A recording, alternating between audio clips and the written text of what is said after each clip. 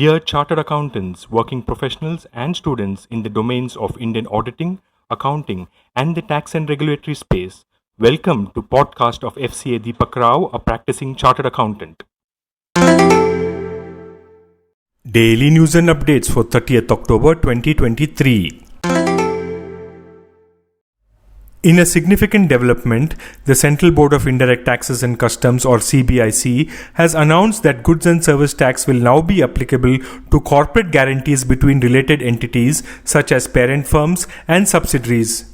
This decision comes into effect from Thursday, October 26th, following the decision made by the GST Council on October 8th.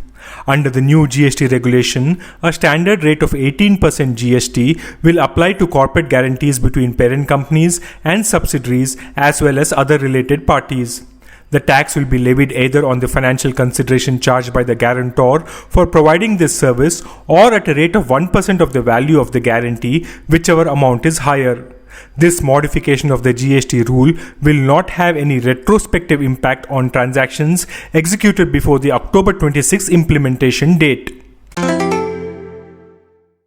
ICAI releases exposure draft on accounting standards for LLPs. Accounting Standards Board of Institute of Chartered Accountants of India invites comments on the following exposure draft with the last date for submission of being November 27, 2023.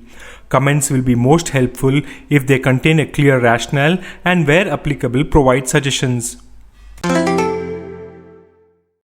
Foreign investors have cut holdings of Indian stocks at a rapid pace over the past week, with disappointing earnings from some bellwether companies, soaring sentiment such as concerns about the Israel-Hamas war, and higher for longer US rates hurt demand for riskier assets.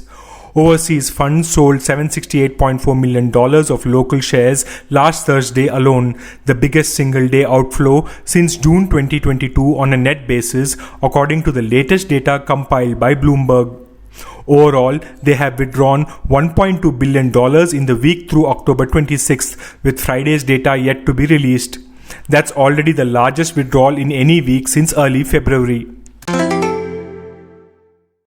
With stubble burning season back, leading to a deteriorating air quality across North India, close to a dozen large companies are stepping in to mitigate the impact on air pollution and manufacturing.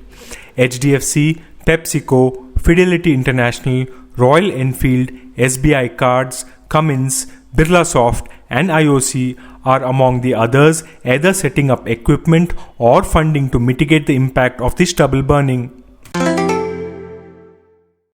The Securities Appellate Tribunal has overturned the decision made by SEBI, which had imposed a one-year ban on Zee Entertainment CEO Punit Goenka, preventing him from serving on the boards of listed companies. This likely paves the way for the completion of the merger between Zee and Sony, creating a $10 billion media entity in the country. This podcast is sponsored by Sound of CA. We share because we care. Vande Mataram, Jai Hind.